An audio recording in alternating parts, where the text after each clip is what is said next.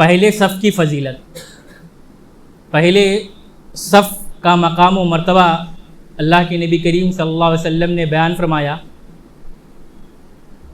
حضرت سعید خدری رضی اللہ تعالیٰ عنہ راوی حدیث ہے، بیان کرتے ہیں کہ اللہ کے نبی کریم صلی اللہ علیہ وسلم نے بیان فرمایا کہ لو یعلم الناس ما فی النداء والصف الاول، کہ اگر لوگوں کو اس بات کا پتہ چل جائے کہ اذان اور پہلی صف کی کیا فضیلت ہے، تو اس کو پانے اور حاصل کرنے کے لیے یہ لوگ آپس میں قرآن اندازی کرنے لگ جائیں۔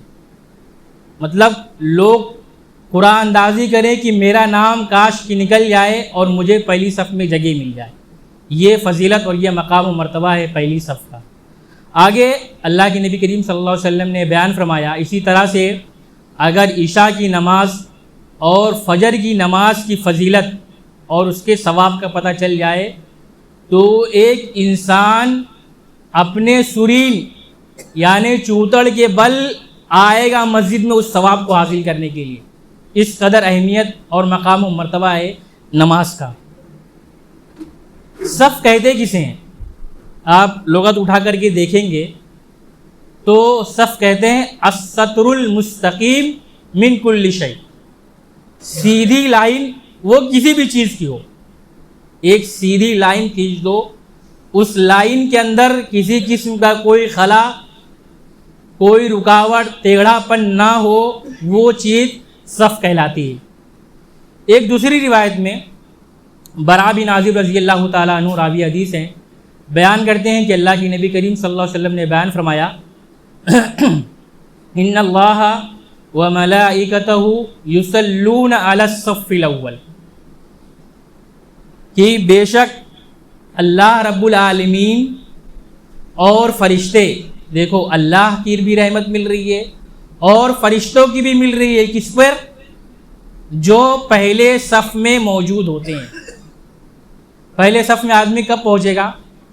جب نماز پڑھنے کی کوشش کرے گا، جب مسجد میں آئے گا، جب اس کا شوق جاگے گا کہ مجھے پہلے صف میں اپنے آپ کو شامل کرنا ہے، تو جا کر کے وہ اللہ رب العالمین اور فرشتوں کی رحمت کا حقدار ہوگا۔ ایک دوسری روایت جس میں صحابہ سوال کرتے ہیں اللہ کے نبی، صحابہ کو جستجو تھی نا، دیکھو صحابہ وہ تھے ہمارے بھائیوں کہ جو اس تڑپ میں اور اس کوشش میں رہتے تھے کہ اللہ کے نبی پہلی صف میں جگہ نہ ملے تو دوسری صف والوں کے لیے کیا؟ ایسا تو نہیں کہ سب کو پہلی صف میں جگہ مل جائے گی۔ تو صحابہ سوال کر رہے ہیں وہ الگ ثانی، اور دوسری صف والوں کے لیے اللہ کے نبی نے کہا نہیں، صرف پہلی صف والوں کے لیے۔ پھر سوال کر رہے ہیں اے اللہ کے نبی دوسری صف، 3 مرتبہ سوال کیا صحابہ نے کہ اللہ کے نبی دوسری صف والے کو تعلق سے کچھ ہے۔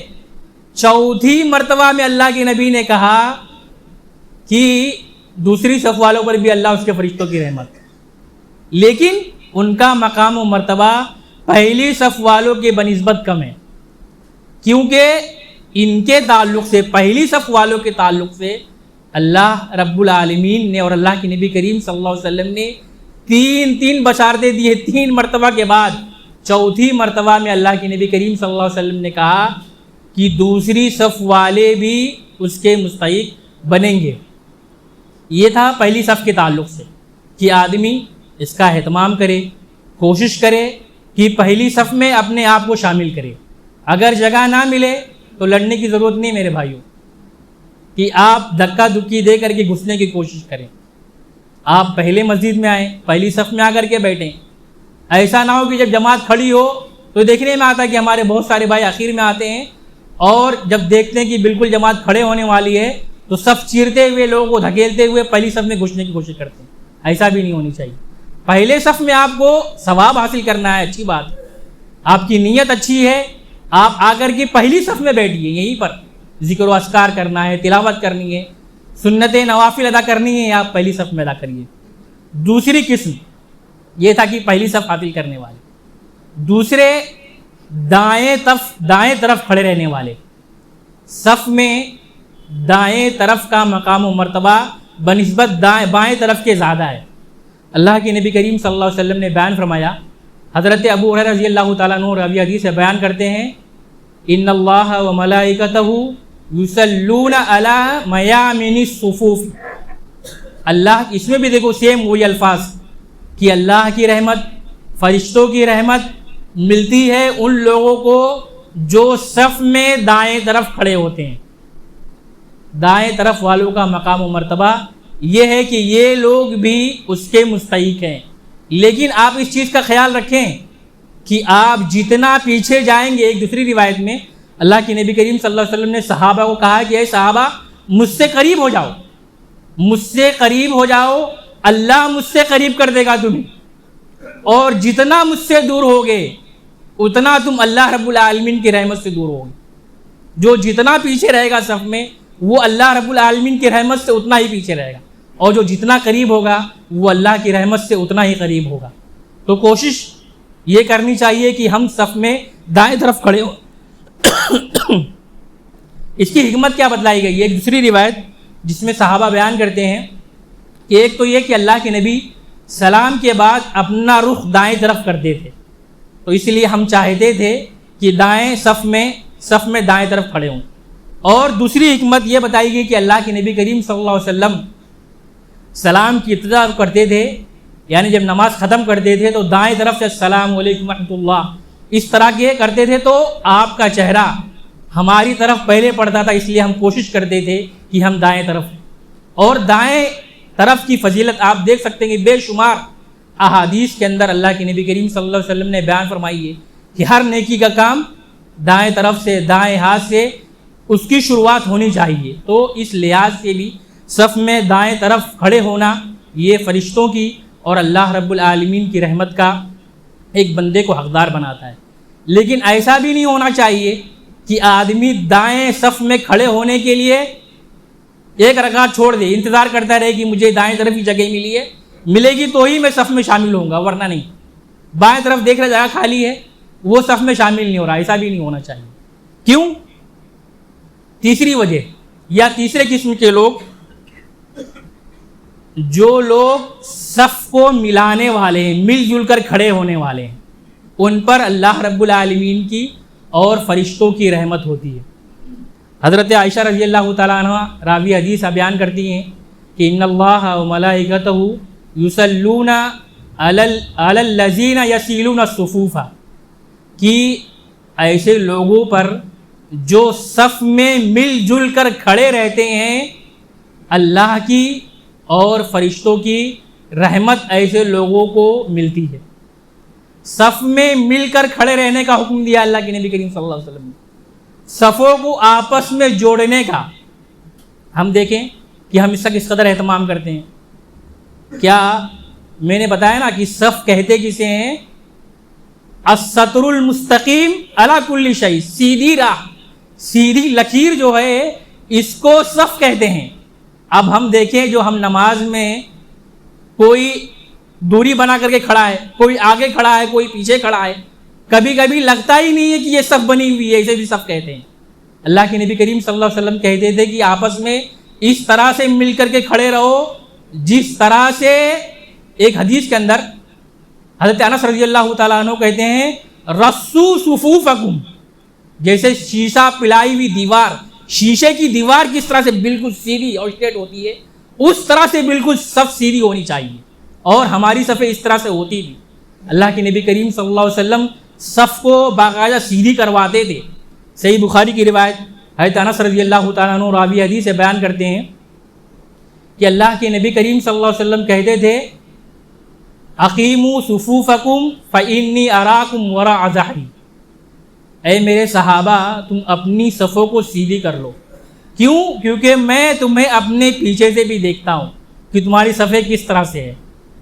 حضرت انس کہتے ہیں کہ اللہ کے نبی کریم صلی اللہ علیہ وسلم کی اس اعلان کے بعد ہمارا حال یہ ہوتا تھا کہ یلزق منکبہ بصاحبہ، کہ ہمارا ایک ساتھی اپنے دوسرے ساتھی کے کندھے سے مل جاتا تھا، وقدمہ بقدمہ، اور ایک ساتھی کا قدم، واضح الفاظ دیکھ لو، صحیح بخاری کی روایت، حضرت انس رضی اللہ تعالیٰ عنہ جو لوگ اپنے مسلک اور امام کی بنا پر اس کو چھوڑ رہے ہیں، سوچ لے اگر وہ صف برابر نہیں تو پیچھے والے کی نماز درست نہیں. اللہ کے نبی کریم صلی اللہ علیہ وسلم دوسری بات نے بیان فرمایا سووا صفوفکم فإن تسویۃ الصفوف من اقام الصلاۃ. نماز درست نہیں ہوگی اگر اپنی صفوں کو برابر نہیں کرو. آپ اپنی وجہ سے دوسرے کی نماز خراب کر رہے ہیں. صرف امام کی بنا پر، مسلک کی بنا پر ایک آدمی دوری بنا کر کے رکھے ہوئے. واضح روایت ہے کہ اپنے کندھے کو کندھے سے، اپنے قدم کو قدم سے ملا کر کے رکھو. کس کے لیے بات ہو رہی ہے؟ آپ دیکھیں کہ وہ حدیث کہاں پر آئی ہے نماز کے تعلق سے. امام بخاری رحمہ اللہ نماز کے باب میں قائم کیا ہے. نماز کے باب میں وہ حدیث لے کر کے آئے، اس کا مطلب تو نہیں اکیلے نماز پڑھنے کی بات ہو رہی ہے. نہ جانے لوگوں نے کہاں سے بنا لیا اپنی طرف سے باتیں. دوری بنا کر کے رکھی ہیں، پیر کو اپنے پیر سے ملا کر کے رکھا ہے. واضح روایتیں میرے بھائیوں، صاف ستھری واضح روایتیں. آدمی کھول کر کے پڑھے، کم سے کم دیکھے. اللہ نے عقل سلیم دیا ہے، صحیح اور غلط میں فرق کرنے کا مادہ دیا اللہ رب العالمین نے. اللہ کے نبی نے واضح کیا کہ اگر اگلی صف مکمل نہیں، وہ صف برابر نہیں، تو ویسے لوگوں کی نماز درست و جائز نہیں. ایک دوسرا مسئلہ کہ اگر صف میں جگہ رہ گئی تو کیا کیا جائے. مثال کے طور پر ایک شخص جس سے کوئی حاجت لگ گئی یا کسی کا وضو ٹوٹ گیا، اب وہ صف چھوڑ کر کے اس درمیان سے چلا گیا، تو دیکھنے میں یہ بھی آتا ہے کہ ہمارے بہت سارے بھائی اسی حالت میں نماز پڑھ رہے ہیں. کبھی کبھی یہ بھی ہوتا ہے کہ صف میں جگہ باقی ہے اور پیچھے صف قائم ہو جاتی ہے، پیچھے صف بنا لی جاتی ہے. پہلے اگلی صف کو پورا کرنا ہے. وہ صف جب مکمل ہو جائے اس کے بعد اس کے پیچھے والی، اس کے بعد اس کے پیچھے والی صف. ایک مسئلہ کہ اگر کوئی نکل کے چلا جائے تو کیا کیا جائے؟ اس کی پچھلی والی صف میں سے جو بھی اس کے پیچھے بندہ ہے وہ آگے آ جائے، اور اس طرح سے پیچھے پیچھے جب آخر صف کا مسئلہ ہو وہ لوگ آپس میں ایک دوسرے سے مل جائے. دیکھو نماز میں ضرورت کے تحت آگے پیچھے ہونا جائز درست ہے. اللہ کے نبی کریم صلی اللہ علیہ وسلم کا مشہور واقعہ، صحیح بخاری کی روایت یہ بھی ہے کہ جب اللہ کے نبی صلی اللہ علیہ وسلم نے جن کو دیکھا تھا اس کو پکڑنے کے لیے اللہ کے نبی آگے بڑھے تھے. اور ایک دوسری روایت حضرت عبداللہ بن عباس رضی اللہ تعالیٰ عنہ، وہ آ کر کے آپ کے بائیں طرف کھڑے ہو گئے. تو اللہ کے نبی صلی اللہ علیہ وسلم نے حضرت عبداللہ بن عباس کو پکڑا اور پیچھے کی طرف سے گھما کر کے انہیں اپنے دائیں طرف کھڑا کر دیا. تو ضرورت کے تحت آگے پیچھے ہونا جائز و درست ہے، لیکن صف خالی نہیں ہونی چاہیے. اگلی صف خالی نہیں ہونی چاہیے. ایک دوسرا مسئلہ کہ اگر کسی کو، مثال کے طور پہ یہاں پہ تو اس طرح کا معاملہ نہیں ہے، لیکن کوئی ایسی مسجد ہو کہ آپ کو صف کے درمیان سے گزرنا پڑے. دیکھیں آپ کی یہ کونا بھرا ہوا ہے اور یہ کونا خالی ہے اور جگہ نہیں ہے جانے کے لیے، تو آپ کیا کریں گے؟ آپ صف کے درمیان سے گزرتے ہوئے اس کونے کو جا کر کے پر کریں. یہ گزرنا جائز درست ہے. کیوں؟ کیونکہ جب آپ امام کے ساتھ نماز پڑھ رہے ہیں تو آپ کا سترہ امام کا سترہ ہے، آپ کا سترہ امام کا سترہ ہے. کوئی آپ کے درمیان سے گزر رہا ہے تو آپ کی نماز باطل نہیں ہوگی. حضرت عبداللہ بن عباس رضی اللہ تعالیٰ عنہ کی مشہور روایت، بخاری کی روایت ہے کہ وہ صفوں کے درمیان سے کسی چیز کے تحت گزر رہے تھے اور صحابہ نے، نہ اللہ کے نبی کریم صلی اللہ علیہ وسلم نے منع کیا. تو ضرورت کے تحت آپ جب جماعت بنی ہو تب کی بات کر رہا ہوں، اکیلے میں اگر کوئی نماز پڑھ رہا ہے تو آپ اس کے سامنے سے نہیں گزر سکتے. لیکن اگر وہ امام کے ساتھ ہے تو امام اس کا سترہ ہے، اس لیے آپ کو اگر کسی ضرورت کے تحت گزرنا ہے تو آپ وہاں سے گزر سکتے ہیں. تو یہ آج ہم نے 3 باتیں دیکھی کہ اللہ کے فرشتوں کی رحمتیں، دعائیں اور برکتیں حاصل کرنے والے اعمال. پہلا عمل پہلی صف میں حاضری دینا، دوسرا عمل صف کے دائیں طرف کھڑا ہونا، اور اسی طرح سے تیسرا عمل صف میں آپس میں مل جل کر کھڑا ہونا. یہ کرنے سے اللہ رب العالمین اور فرشتوں کی رحمت کا ایک بندہ حقدار ہوتا ہے. اور بھی باتیں انشاءاللہ اگلے خطبات میں آئیں گی. ضرورت اس بات کی کہ اللہ رب العالمین ہمیں کہنے سے عمل کرنے کی توفیق عطا فرمائے. جب تک ہمیں دنیا میں رکھے، ایمان اسلام پر رکھے، جب بھی ہمارا خاتمہ کرے ایمان بالخیر پہ کرے. آمین. وآخر دعوانا ان الحمد للہ رب العالمین.